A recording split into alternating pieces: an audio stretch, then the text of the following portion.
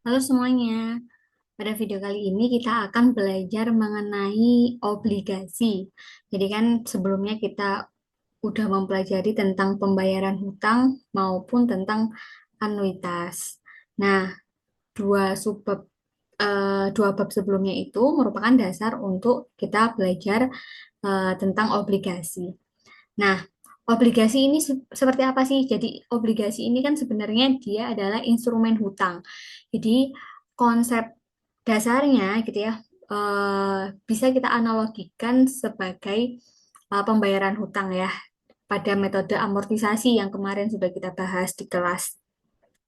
Nah, nanti juga kita akan mempelajari beberapa hal di dalam obligasi. Jadi, yang pertama itu adalah kita belajar mengenai istilah-istilah yang ada di obligasi, lalu penentuan rumus obligasi, lalu kita juga akan belajar mengenai jenis-jenis obligasi, dan juga amortisasi pada obligasi, dan terakhir kita akan membahas tentang obligasi opsi beli atau yang biasa disebut sebagai callable bond. Nah, pertama, kita akan bahas dulu tentang pendahuluan obligasi. Nah, ini ada beberapa istilah-istilah dalam obligasi. Jadi, obligasi itu merupakan salah satu bentuk pinjaman yang dikeluarkan oleh perusahaan, pemerintah daerah, ataupun pemerintah suatu negara. Ya, seperti yang kita ketahui ya, obligasi itu kan ada banyak macamnya. Jadi, ada yang dikeluarkan oleh perusahaan itu sendiri maupun dikeluarkan oleh pemerintah gitu ya. Misalnya ORI, obligasi retail Indonesia, ataupun Sukuk, eh, SBI gitu ya, dan lain-lain macamnya. Nah, jadi sama seperti konsep pembayaran hutang atau pembayaran pinjaman, di sini ada dua pihak ya.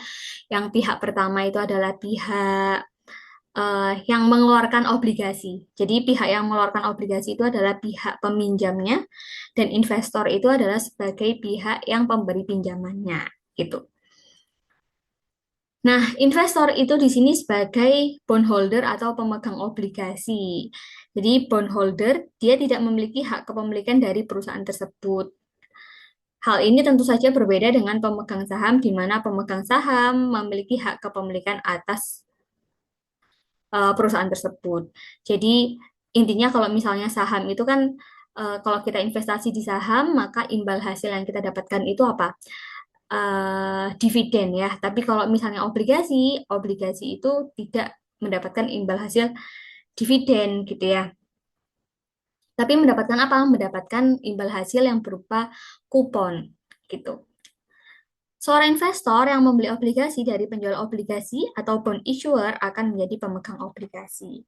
Nah, pemegang obligasi, penjual obligasi ya atau bond issuer akan menggunakan uang dari investor untuk membiayai perusahaan. Sebagai gantinya, pemegang obligasi akan mendapatkan pembayaran bunga secara berkala, disebut sebagai kupon, dan pada umumnya dibayarkan di akhir semester atau setiap akhir tahun. Dan sejumlah uang tertentu atau nilai tebus atau disebut sebagai redemption value pada akhir periode dari obligasi tersebut. Nah, investor dapat memperjualbelikan obligasi yang dia miliki pada pasar modal sebelum berakhirnya masa kontrak obligasi. Jadi, imbal hasilnya itu adalah kupon yang akan dibayarkan setiap periode sampai dengan obligasi tersebut expired. Nah, ada dua jenis obligasi di sini ya, kalau misalnya kita lihat berdasarkan dengan kupon maupun tanpa kupon. Jadi, kalau misalnya dengan kupon, maka setiap periode waktunya itu investor akan dapat kupon. Jadi, misalnya seperti ini kita buat cash flow-nya gitu ya, pada waktu 0 gitu, terus pada waktu 1, terus pada waktu 2 gitu ya, sampai pada waktu N. N tahun atau N kali pembayaran. Jadi pada waktu 0, investor ini harus mengeluarkan uang sebesar harga obligasi, ya kan? Atau kita tulis P, harga obligasi. Pada periode pertama, investor ini akan dapatkan yang namanya kupon, ya.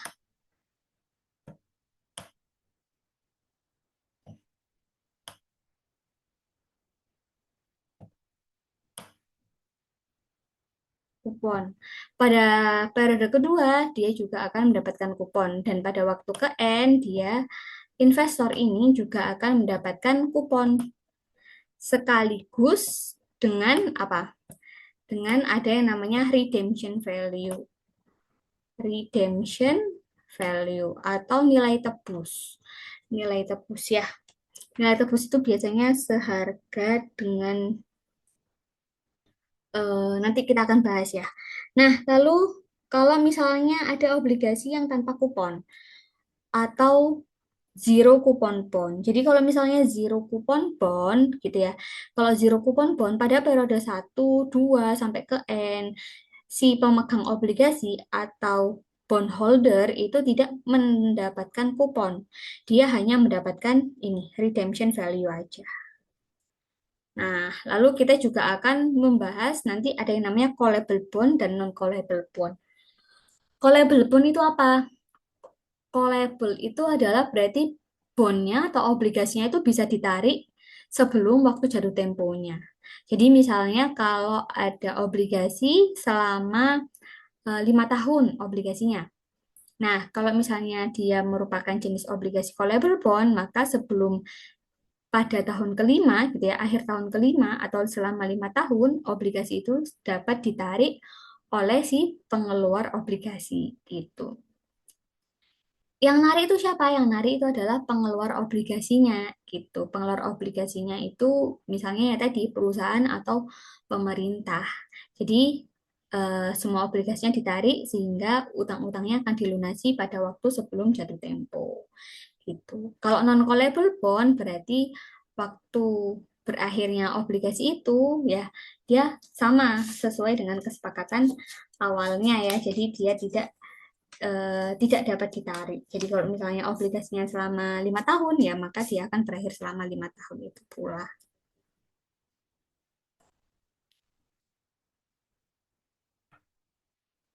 Nah, selanjutnya ini adalah beberapa notasinya. Notasi F adalah notasi dari nilai par atau par value atau face value. Nilai ini menentukan nilai nominal dari obligasi yang biasa digunakan untuk menghitung besar dari kupon obligasi. Jadi F itu digunakan untuk menghitung berapa sih nilai kupon yang didapatkan. Terus kupon. Kupon merupakan pembayaran bunga secara berkala dari suatu obligasi. Umumnya dibayarkan setiap semester sehingga kupon dinyatakan dalam bentuk tingkat kupon atau annual coupon rate yang dinotasikan dengan alfa gitu. Jadi biasanya notasinya adalah alfa kalikan F atau kadang juga disebut R ya. R itu tingkat kupon. N itu adalah jumlah periodenya. Jadi N itu adalah yang ada di sini dan M itu adalah frekuensinya. Nah, ini ada beberapa apa namanya? Notasi ya yang terus selanjutnya itu adalah C. C itu adalah notasi untuk nilai tebus atau redemption value gitu. Jadi kalau misalnya dia di soal itu tidak disebutkan maka nilai tebusnya itu kita asumsikan sama dengan nilai face value ya. C sama dengan F-nya. Nah, untuk rumusnya bagaimana? Jadi rumusnya seperti ini. Jadi ini adalah beberapa apa namanya beberapa variabel ya yang digunakan untuk menentukan harga obligasi. Jadi yang pertama itu adalah P atau price. P menyatakan harga obligasi, F menyatakan nilai par atau face value atau nilai nominal dari obligasi itu untuk menentukan nilai kuponnya. R-nya itu adalah tingkat kupon tiap periode pembayaran kupon. FR itu adalah besar pembayaran kupon tiap periode. C itu adalah nilai tebus atau redemption value. J itu adalah tingkat suku bunga per periode pembayaran kupon dan N itu adalah jumlah waktu dari pembayaran kupon. Jadi kalau misalnya kita gambar cash flow yang ada di sebelah kanan gitu ya. Jadi kalau misalnya di sini kita mau menentukan nilai P, kan dapat rumus seperti ini ya. Nah, ini dapat dari mana?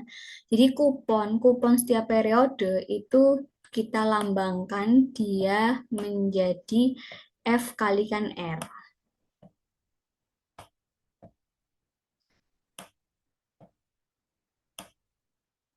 Jadi FR ini dia ada gitu ya atau dibayarkan pada periode 1, 2, 3 sampai dengan N. Sehingga kalau misalnya kita present value kan nilai FR ini gitu kan ya, dia akan menjadi present value dari anuitas apa ini? Anuitas akhir atau anuitas immediate. Sehingga nilainya adalah FR A angle N. Dengan suku bunga berapa? Dengan suku bunganya nilainya adalah J gitu ya, karena ada banyak N kali pembayaran, ya kan? 1, 2, 3 sampai dengan N, ini ada FR atau pembayaran kupon. Ditambah dengan C kalikan V pangkat N. Nah, C-nya itu apa? C-nya itu adalah dari sini. Jadi redemption value nilainya itu kan sama dengan C, ya kan? C-nya dibayarkan berapa kali? C-nya dibayarkan sekali, sehingga dia langsung lompat ke sini. Karena pakai konsep time value of money, berarti harus dikalikan dengan V pangkat N. Karena dia lompatnya sebanyak berapa kali? Sebanyak N kali dengan tingkat suku bunga C. Jadi ini adalah rumus dari harga obligasi. Ya, di rumus dari harga obligasi itu adalah FR A angle N ditambah C kalikan V pangkat N. Gitu, dengan tingkat suku bunga nilainya adalah C gitu. Nah, rumus ini adalah rumus yang paling umum, jadi bisa kita pakai terus gitu ya. Jadi harus selalu diingat rumus dari obligasi ini gitu. Nah, selanjutnya kita akan latihan soal ya. Coba kita hitung harga obligasi. Pada slide sebelumnya, yaitu pada contoh 1. Misalnya, sebuah obligasi jangka waktu 15 tahun memiliki nilai par 100. Nah, di sini mungkin kita bisa apa namanya? Tuliskan ya apa aja yang sudah diketahui. Jadi, kalau diketahui 15 tahun gitu kan ya. Berarti T-nya itu adalah 15 ya.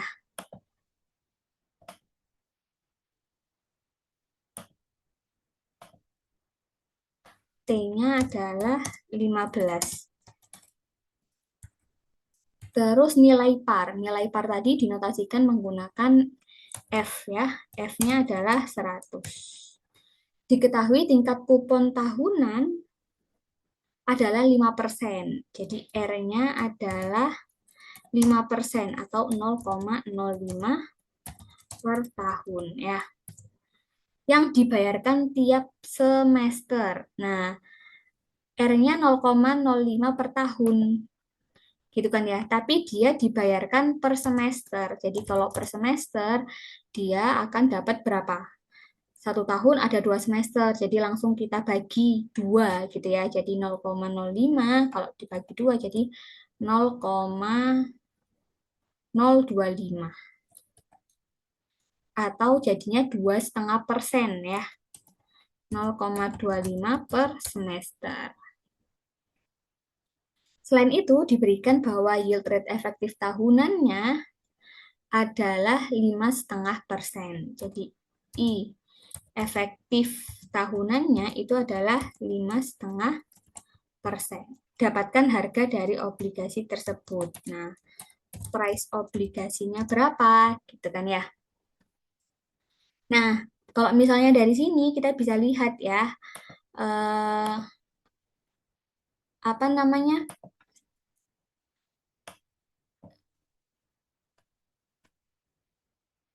Kita bisa lihat bahwa ada yang satuan yang belum kita temukan ya, atau kita tentukan ya. Jadi T-nya di sini adalah 15 tahun. Tapi kuponnya dibayarkan setiap semester. Jadi berapa kali investor mendapatkan kupon? Berarti ada 30 kali ya, karena 15 kalikan 2 ya. Jadi 30 kali pembayaran kupon gitu. Jadi di sini terdapat 30 kali pembayaran kupon. Nah, sehingga kita bisa langsung menentukan rumusnya ya. P sama dengan FR A angle N ditambah C V pangkat N. Ini ya. Nah, tapi jangan lupa di sini ada yang namanya I efektif tahunan. Padahal yang kita pakai itu adalah per semester. Jadi di sini kita harus mengubahnya terlebih dahulu.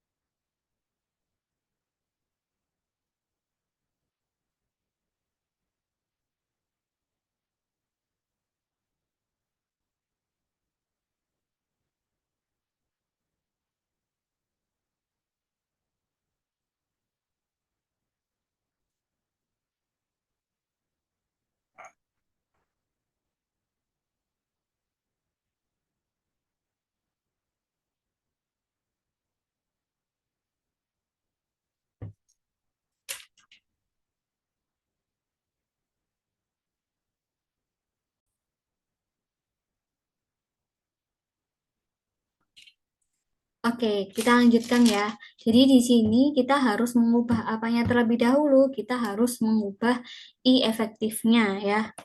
I efektifnya. Ini ada keliru ya. R-nya 5% berarti setiap semesternya adalah 2,5%. 2,5% per semester berarti nilainya adalah 0,025 per semester. Nah, kita cari dulu nilai dari I-nya. Nah, nilai dari I-nya itu berapa? Kita harus mencari I efektif per semesternya atau kita lambangkan misalnya J gitu ya. J misalnya adalah interest efektif per semester. Rumusnya apa? Jangan lupa rumus di bab 1 gitu kan ya. Rumus di bab 1 bahwa kalau 1 plus katakanlah J kuadrat gitu kan ya, sama dengan 1 plus I efektif tahunannya. Jadi di sini kita akan nyari nilai J-nya ya kan. 1 plus J kuadrat itu sama dengan 1 plus 5,5%. 5,5% berarti 0,055. Gitu ya. Jadi kalau misalnya kita hitung J-nya dapat berapa nanti? J-nya akan kita dapetin 0,027. Nah, setelah dapat baru kita substitusikan ke sini ya. Jadi kita tinggal ngitung P sama dengan FR. F-nya adalah 100, kalikan R-nya itu adalah 0,025, kalikan dengan A angle N. A angle N itu adalah apa rumusnya? 1 min V, atau V-nya itu berarti dia adalah 1,0. Kita ginikan dulu ya, 1,0027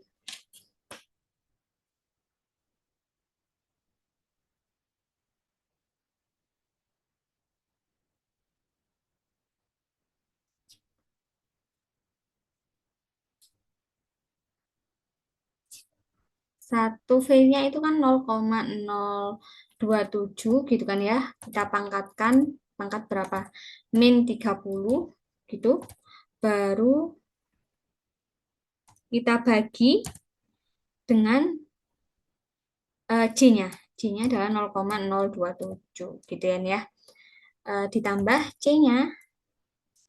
C-nya itu adalah, karena C di sini tidak diketahui, maka C sama dengan F, C-nya adalah 100, kalikan V.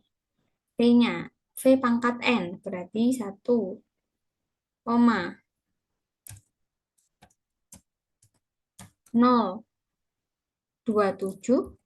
kita pangkatkan minus 30 ya, pangkat minus N gitu. Nah, kalau dihitung nanti kita akan dapatkan nilainya sebesar berapa? Sebesar 95,66.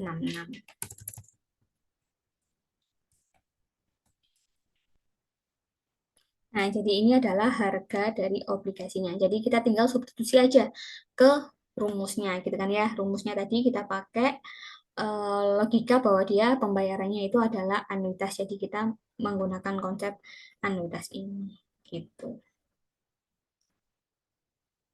Oke, next kita akan nyoba contoh yang kedua.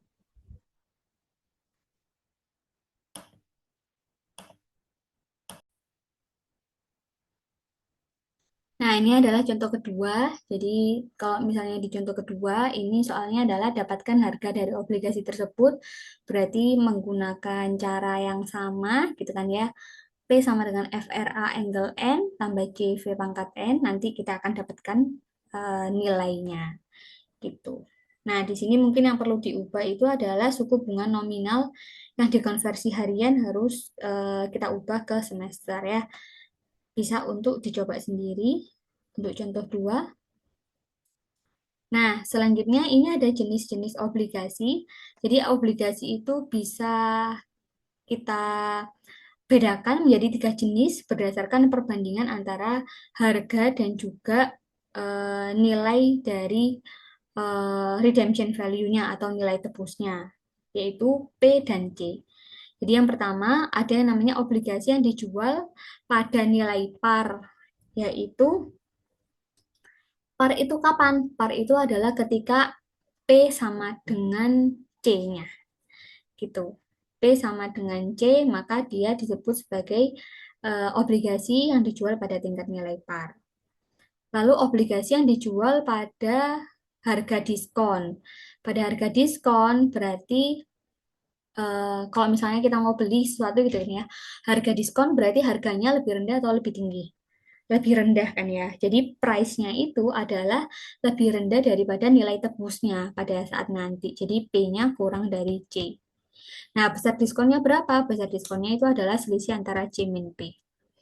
Lalu ada obligasi yang dijual pada premium. Nah, kalau misalnya premium berarti harganya lebih rendah. Lebih rendah, lebih tinggi ya kan? Maka nilai P-nya lebih dari C. Yaitu seperti ini gitu. Nah, ini ada dua rumus tambahan gitu kan ya. Rumus ini hanya bisa kita pakai kalau misalnya obligasinya ini merupakan obligasi yang dijual pada nilai par gitu. Jadi kalau misalnya dijual pada par, F-nya sama dengan C gitu kan ya, sehingga kita akan dapatkan rumus yang seperti ini. Nah, rumus ini dapatkan dari mana? P sama dengan F plus F, R min C, A angle N. Nah, rumus ini dapatkan dari rumus yang awal tadi ya. Jadi rumus yang awal tadi, nilai C-nya kita ganti ubah menjadi F, maka akan kita dapatkan rumus seperti ini. Nah, lalu yang ketiga ada rumus yang namanya formula Markham. Formula Markham itu rumusnya seperti ini. Jadi kita notasikan atau definisikan variabel baru. Variabel barunya itu nilainya adalah K. K sama dengan F kalikan V pangkat N gitu. Jadi dari rumus awal, kalau misalnya kita substitusikan atau kita ubah modifikasi menggunakan variabel K, maka kita akan dapatkan rumus seperti ini. Jadi intinya kalau misalnya di penentuan harga obligasi ada tiga rumus ya. Rumus yang pertama yang tadi ini, rumus ini adalah rumus umum. Jadi rumus ini bisa dipakai mau obligasinya dijual pada nilai par, premium maupun diskon, tetap kita bisa pakai rumus ini gitu kan ya. Kalau misalnya rumus yang kedua dan rumus yang ketiga ini hanya bisa digunakan untuk eh, obligasi yang dijual pada nilai par. Seperti itu. Nah, ini adalah perbandingannya gitu kan ya. Kalau misalnya dijual pada nilai par, maka nilai R-nya, nilai kuponnya sama dengan nilai suku bunganya gitu. Nah, kalau misalnya dijual pada tingkat diskon, maka nilai kuponnya itu lebih rendah daripada suku bunga pasar. Kalau misalnya dijual pada harga premium, gitu kan ya, maka dia dijual dengan tingkat kupon yang lebih besar daripada harga pasar. Jadi logikanya seperti ini. Misalnya suku bunga pasar itu sekarang katakanlah 5% gitu kan ya.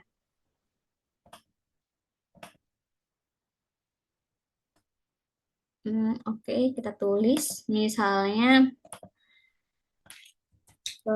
suku bunga di pasar gitu ya, atau suku bunga ya boleh lah ya pasar gitu ya, atau misalnya di deposito itu kan kita lambangkan menjadi J kan ya, J, J-nya itu katakanlah 5%. Nah, ada perusahaan, perusahaannya dia menjual obligasi,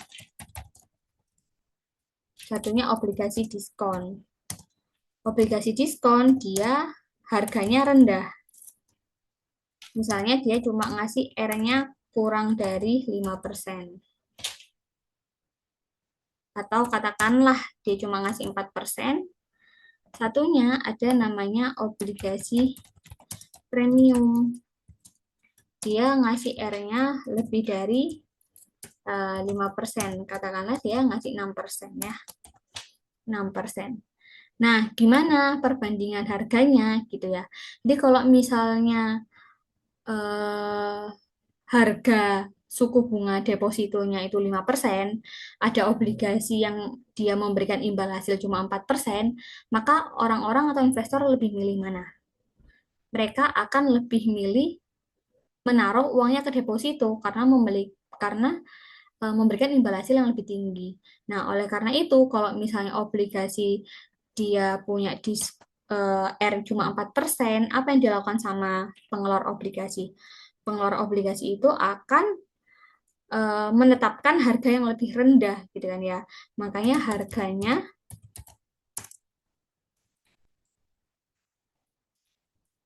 lebih rendah biar orang-orang beli gitu. Nah, terus habis itu kalau misalnya obligasi premium. Jadi kalau misalnya obligasi premium dia memberikan tingkat kupon yang lebih tinggi gitu kan ya. Kalau tingkat kupon lebih tinggi itu akan lebih menarik investor gitu. Nah, biar adil antara si penjual obligasi dan si pembeli obligasi, maka harganya akan lebih tinggi gitu. Jadi itu hubungan antara R dan C. Kalau misalnya diskon, R-nya kurang dari C, harganya lebih rendah. Kalau misalnya premium, R-nya lebih dari C, gitu kan ya, dan harganya akan lebih tinggi.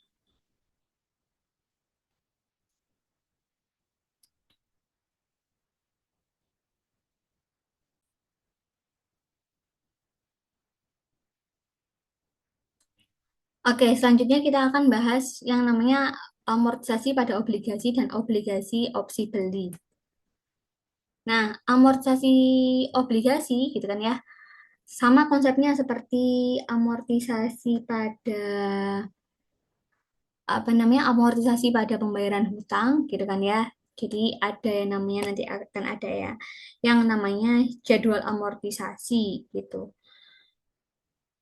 Nah, amortisasi itu biasanya untuk menentukan apa sih? Biasanya kan kalau di amortisasi itu kita menentukan jumlah bunga yang diterima ataupun pokok hutang yang dikembalikan dalam pembayaran kupon dan pungutan obligasi itu. Gitu. Nah, obligasi ini itu adalah sebagai pinjaman teramortisasi standar. Jadi sama seperti metode amortisasi pada pembayaran pinjaman. Gitu. Pembeli obligasi dianggap sebagai pemberi pinjaman dan penerbit obligasi adalah peminjamnya. Jadwal amortisasi untuk obligasi dibuat secara mirip dengan jadwal amortisasi umumnya gitu. Nah, ini adalah rumus amortisasi pada obligasi. Sama seperti amortisasi peminjaman utang ya. Jadi ada beberapa variabel yang sama notasinya, yaitu yang pertama adalah book value atau kalau di bab sebelumnya kita sebut sebagai outstanding loan balance. Terus ada bunga dan juga ada pokok pinjaman. Nah, rumusnya seperti ini, sama seperti itu ya. Sama seperti amortisasi kemarin ya. Jadi kalau misalnya book value berarti dia book value BT itu adalah BT min 1 kalikan 1 plus I pangkat T dikurangi dengan FR atau pembayaran kuponnya. Nah, ini adalah beberapa modifikasi. Jadi jumlah pinjamannya adalah berapa? Jumlah pinjamannya setara dengan harga obligasi atau price. Besar cicilannya itu adalah nilai kupon dan tingkat suku bunganya itu adalah nilainya C. Nah, ini adalah rumus dari jadwal amortisasi. Jadi ada sama ya, jadi outstanding balance atau book value pada waktu T, kita rumuskan seperti ini. Terus payment, karena payment dia dibayarkan setiap periode itu adalah kupon, gitu kan ya. FR, terus sampai pada waktu ke N, FR plus F, atau plus C, gitu kan ya, redemption value. Terus ini adalah interest, dan ini adalah principal repaid-nya. Nah, contoh satunya seperti ini. Sebuah obligasi dengan kupon 10% dan nilai par 10.000 jatuh tempo pada waktu 4 tahun setelah dikeluarkan. Jika pembayaran kupon dilakukan per semester dan tingkat suku bunga tahunan dikonversi semesteran adalah 8%, buatlah jadwal amortisasinya. Jadi yang pertama, kita harus menentukan apanya terlebih dahulu. Kita harus menentukan price-nya. Dia utang berapa sih? Utangnya adalah L atau loan-nya itu adalah sebesar price. Berarti kita tinggal substitusikan ke rumus price obligasi. Berarti FR A angle N tambah CV pangkat N. Kita substitusikan semuanya ya. Karena di sini nggak ada yang perlu kita ubah gitu kan ya. Kupon tahunannya 10%, tapi dia dibayarkan per semester, maka kita bagi dua. Jadinya adalah tinggal 5% gitu. Sehingga kita tahu price-nya adalah 10.673,27. Sehingga total utangnya adalah sebesar price-nya.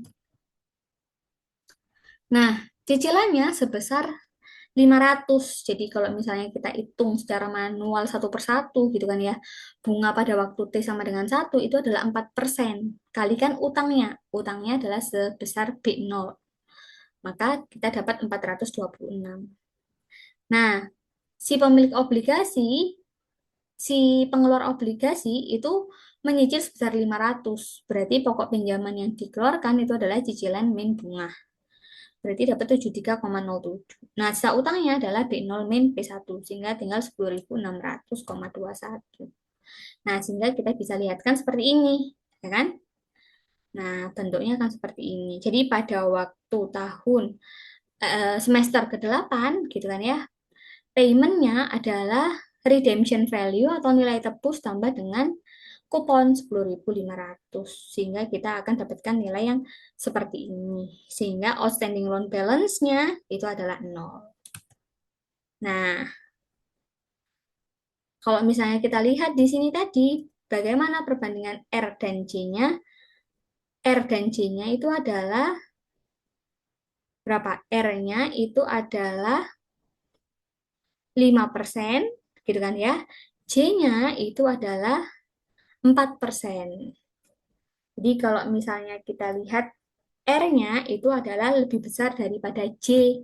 Kalau R-nya lebih besar daripada J, maka obligasi tersebut merupakan obligasi yang premium. Gitu. Jadi pada contoh satu tadi itu adalah kita menggunakan obligasi premium, R-nya lebih dari J. Nah, berdasarkan metode amortisasi untuk obligasi premium ini, kupon merupakan bunga dan pokok pembayaran. Gitu. Jumlah pokok yang dibayarkan disebut sebagai jumlah amortisasi premi. Jadi seperti ini ya. Sama apa namanya? Dia lama-lama outstanding balance-nya itu akan turun. Nah, kalau misalnya contoh yang kedua, coba dibaca dulu selama beberapa menit. Kita tahu bahwa R-nya 5%, gitu kan ya. Terus apa lagi? Tingkat suku bunganya adalah 6%. Berarti R-nya kurang dari J. Kalau R-nya kurang dari C, maka apa? Maka dia merupakan jenis obligasi yang diskon. Nih, harganya kita lihat. Harganya cuma 9.300. Padahal C-nya 10.000, ya kan? F-nya adalah 10.000, ya kan? Kita bandingkan C sama harga, lebih rendahan harga, maka dia adalah obligasi yang diskon. Nah, obligasi diskon, kita lihat di sini. Bunganya pada T1 itu adalah 562. Padahal pada waktu T sama dengan 1, dia hanya membayar cicilan 500. Sehingga pokok pinjamannya akan menjadi negatif. Sehingga sisa utangnya akan lebih tinggi daripada harga obligasinya. Nah, kita bisa lihat ya, bahwa di sini outstanding loan balance-nya dia akan semakin naik. Hasilnya cuma 9.300, tapi pada waktu semester ke-7 dia 9.900. Naik kan ya. Principal rebate-nya juga dia bernilai negatif gitu. Nah, tapi dia di apa namanya? Dibayarkan pada semester 8. Semester 8 payment-nya 10.500 gitu sehingga pas untuk membayar hutangnya gitu. Ini kalau diamortisasi namanya amortisasi negatif ya. Nah, seperti ini. Nilai kupon dibayarkan kurang dari bunga yang harus dibayar. Hal ini disebut sebagai amortisasi negatif gitu. Di mana kekurangan bunga ditambahkan ke saldo pokok. Nah, ini adalah contoh tiga. Contoh tiga, kalau misalnya kita lihat berapa perbandingan R dan C-nya. R-nya adalah 5%, J-nya juga 5%, sehingga dia termasuk obligasi pada waktu nilai par. Nah, kalau nilai par, maka B0-nya kita dapat 10.000. Udah pasti ya, jadi kalau misalnya kalau par value, maka nanti harganya pasti akan sama. Nah, kalau misalnya di sini bunganya adalah 500, cicilannya 500, sehingga tidak ada pokok pinjaman yang dibayarkan. Sehingga prinsipal rebate-nya 0 terus tuh. Dia akan membayar lunas utangnya pada semester ke-8 10.500 gitu. Principal rebate-nya 10.000, interest-nya 500 sehingga outstanding balance-nya atau utangnya habis ya atau nol gitu.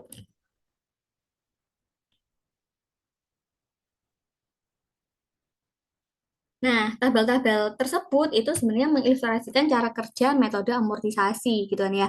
Tapi kalau misalnya kita di ujian PAI gitu kan, kita tidak diminta untuk membuat seluruh isi tabel gitu. Jadi gunakan rumus yang ada di halaman 4 PPT ini gitu. Jadi biasanya yang umum ditanyakan gitu kan ya. Kita hanya ditanyakan misalnya berapa pokok pinjaman pada waktu sekian atau berapa pokok pinjaman pada waktu K plus M gitu. Kita menggunakan rumus-rumus yang ada langsung gitu ya. Jadi kita harus hafal rumusnya. Mungkin juga berapa outstanding loan balance-nya gitu.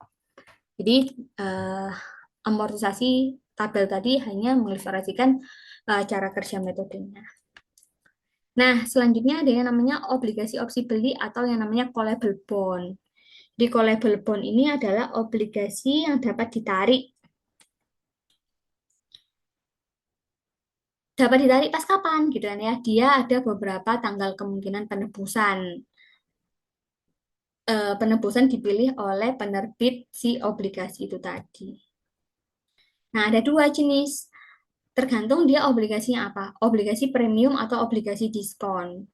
Kalau misalnya obligasi premium, kita memilih harga, gitu kan ya. Untuk menentukan harganya atau menentukan nilai N-nya itu adalah kita memilih tanggal penebusan seawal mungkin. Kalau sebaliknya obligasi diskon itu adalah kita memilih tanggal penebusan yang selambat mungkin gitu. Jadi kalau misalnya contohnya adalah obligasinya jangka waktu 10 tahun, yang dibayarkan per semester gitu kan ya, maka N-nya adalah 20. Kalau obligasi itu dapat ditarik pada waktu 5 tahun, maka penarikannya itu seawal mungkin itu adalah N-nya 10. Kalau yang paling lambat itu adalah N-nya 20. Nah, digunakan untuk apa sih N-nya ini? N-nya digunakan untuk menentukan harga obligasi. Agar harga obligasi itu adalah harga yang adil untuk penjual dan pembelinya. Jadi kalau misalnya premium, kita milih penebusan seawal mungkin, N-nya 10. Kalau diskon berarti kita pilih yang selambat mungkin, selama mungkin, yaitu N-nya adalah 20 atau pas expiration date-nya. Nah, contohnya ini. Contohnya ini adalah obligasi obligasi premium, maka kita pilih N-nya adalah seawal mungkin, N-nya 12. Oke, seperti itu ya. Oke, kita akhiri untuk video kali ini. Nanti silakan untuk latihan soal mengenai obligasi. Semoga bermanfaat. Jika ada pertanyaan, nanti kita akan bahas lebih lanjut ya di Classroom. Saya akhiri. Wassalamualaikum warahmatullahi wabarakatuh.